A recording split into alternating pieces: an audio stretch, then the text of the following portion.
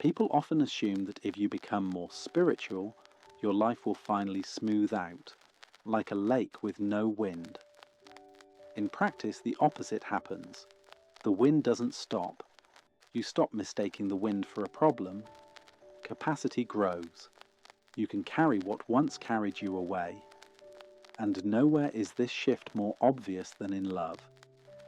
What used to pass for romance was fueled by a beautiful confusion.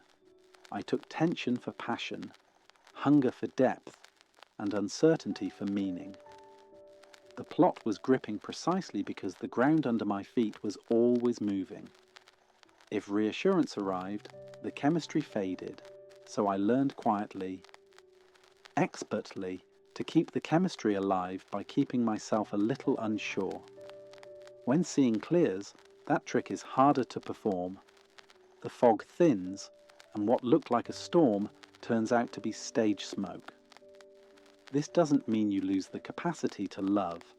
It means the old machinery of projection and pursuit can't run without your unconscious consent. You've watched the gears spin. Expectation, fantasy, rehearsal, editing. Once you see a magic trick in slow motion, it's hard to gasp at it again. And yet, paradoxically, the heart gets warmer. Love simplifies.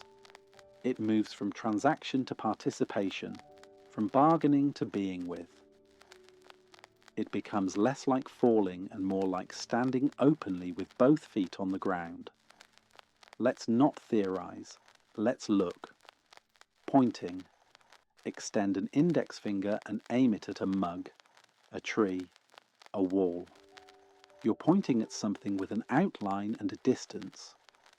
Now turn the finger around and point back at the place you're looking from. What is actually present here at zero distance?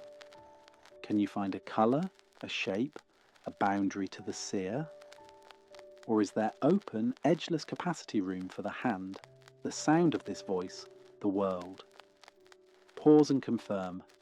Out there, forms. Here, formless space that receives everything. This simple switch changes intimacy. If I misidentify the here as a needy image, my face, my history, my verdict, I arrive in a relationship already negotiating. Complete me, confirm me, carry what I don't want to feel. If here is recognized as capacity, I arrive whole. Meeting someone stops being a rescue mission and becomes a sharing of space. We aren't two starving islands trading coconuts. We are two shorelines of the same sea. Two-way seeing. Keep the scene in view. Expressions, clothes, the chair, the light, and also keep the openness here in view. Not one after the other, but together. Two-way seeing doesn't cancel the personal. It houses it. During a conversation, notice the other person's eyes and voice, and simultaneously notice the silent, borderless field in which the conversation appears. In this field, closeness isn't measured by how tightly we hold, but by how little we need to hide. Masks become optional. Posture softens. Listening deepens because there is less to defend. Many of our strongest romantic sensations come from absence, the ping that doesn't arrive, the door that hasn't opened yet, the distance that lets imagination do its embroidery. The nervous system confuses the electricity of waiting with the electricity of love. There's nothing wrong with suspense, but when suspense becomes nutrition, love must keep starving to feel alive. Direct seeing quietly changes the diet. Presence begins to feed what absence used to feed. Ordinary moments, washing a cup, walking to the bus, become strangely dense with life. Drama loses its job. Still, old labels will knock. Unlovable. Not enough. Invisible. They'll leave. When these words sit in the driver's seat, every glance gets misinterpreted and every silence becomes a verdict. We'll give the labels a respectful demotion. Label knower. Bring to mind the sentence that most often kidnaps your attention in love. Maybe it's, "I'm too much," or "I'm not enough." See the sentence as a label floating in awareness, like a subtitle on a film. Now, without trying to erase it, notice what knows it, which is prior the flicker of the label, or the clear knowing that registers it. Rest as the knowing for 3 slow breaths. The label may multiply. This is dumb. That's another label. Let them all be, and keep returning to the knower. From here, labels lose their crown. They remain as weather reports, not commandments. Decisions no longer have to be written by yesterday's fear. A relationship built on labels becomes a maintenance project. A relationship built in knowing becomes a place to practice telling the truth. Telling the truth doesn't mean dumping your nervous system onto someone else. It means refusing to recruit them to manage your story. I'm anxious and I can meet my own anxiety. I want to be with you, and I don't need you to guarantee that I'll never feel this again. We'll add one more experiment, the one that irritates vanity the most and liberates it at once. Mirror. Stand before a mirror. There is a face over there, eyes, mouth, skin. Now check what is here, where you are looking from. Do you find a face at 0 distance? Or the same clear open capacity that receives the face, the room, the world? The scandal of this experiment is gentle. The face is over there. Here is faceless space. When you relate from here, you let the other keep their face history, moods, preferences, while you keep your openness. You don't lean on their image to prop up your own. There's nothing to prop. The space holds both of you. At this point, many people report a new ache. Standards rise without effort, not because you become picky, but because you stop bargaining with loneliness. You would rather be honest than entertained. The calendar might go empty for a while. Some conversations you used to chase now feel like rehearsals for parts you no longer audition for. It can resemble exile. Look closely. Exile from what? When you rest as open capacity, you're not outside anything. You are the field in which the sense of outside appears and dissolves. The ache is real, but it is not a sign that you broke love. It's a sign that you stopped mislabeling adrenaline as intimacy. If fear still whispers, this means you'll be alone. Give it the same treatment. Label. Knower. Two-way seeing. Then add a practical kindness. Relax the timeline. A love that isn't built on rescue doesn't arrive on demand. It doesn't need to be forced to prove it exists. It doesn't have to look cinematic to be real. It can be quiet and decisive at once. Let's bring this all the way down to daily life. When texting, notice the micro pause before you press send. In that pause, point back. Confirm the openness here. From the openness, ask a simpler question. You'll find yourself editing less to control an outcome and more to be accurate. Accuracy is mercy. When you don't hear back, watch the fantasy factory spool up. They're bored. I pushed too far. I shouldn't have said. Label. Knower. Two-way seeing. Then act locally. Drink water, look at something green, stand up, feel your feet. Love doesn't require you to be heroic at a desk. On a date, include the whole scene as part of the person you're meeting. The clink of glasses, the draft by the door, the awkward joke you both pretended to understand. Let the world be your ally in honesty. Two-way seeing makes the world a participant in the conversation. You stop narrating about reality and start letting reality do some of the talking. In conflict, draw a short line between preference and requirement. I prefer more check-ins is different from prove I matter by guessing my needs. Preference can be negotiated. Requirement, if unspoken, turns into a test. Tests are how fear avoids a real request. Say the request. If the answer is no, you just saved both of you a slow disappointment. Boundaries survive this clarity. Bargaining doesn't. Boundary. I won't stay in a conversation that includes insults. Bargaining. If I tolerate a few insults, maybe I'll earn tenderness later. A boundary protects love's oxygen. Bargaining tries to breathe underwater. Notice also how clear seeing changes compliments.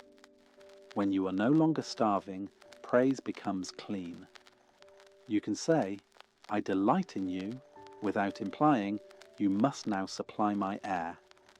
And you can receive, "You're wonderful," without having to perform wonderful for the rest of the night.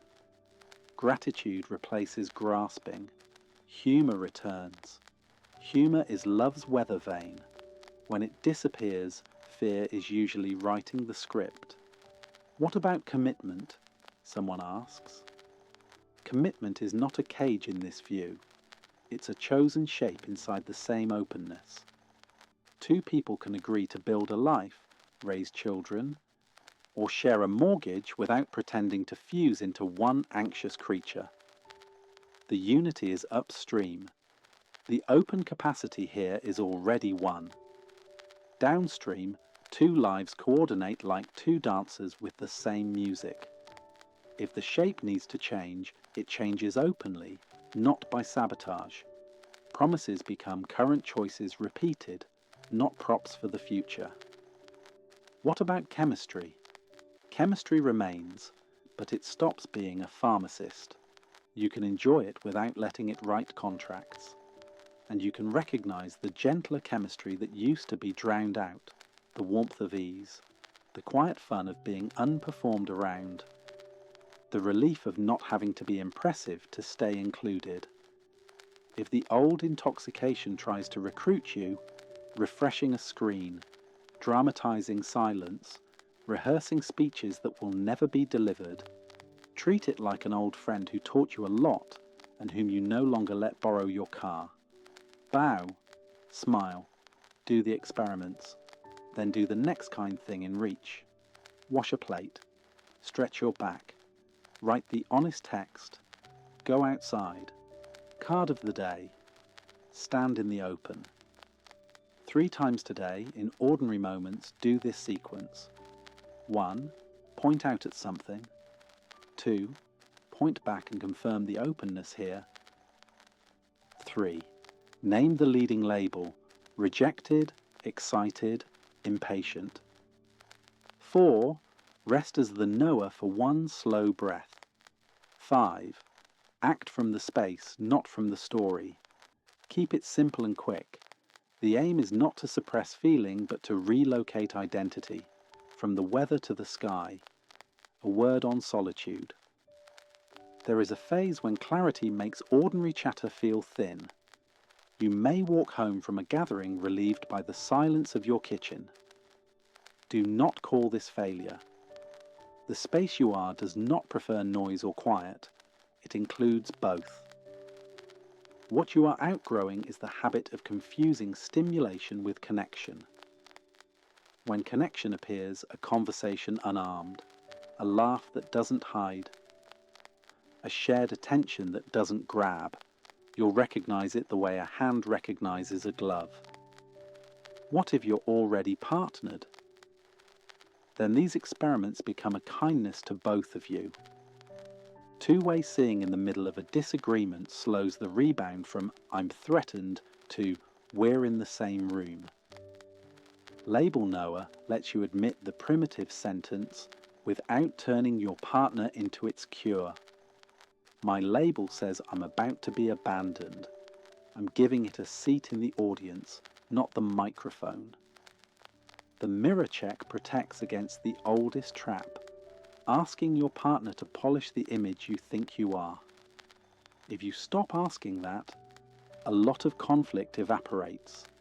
There is suddenly more room for what your partner actually is. What if love doesn't show up for a while?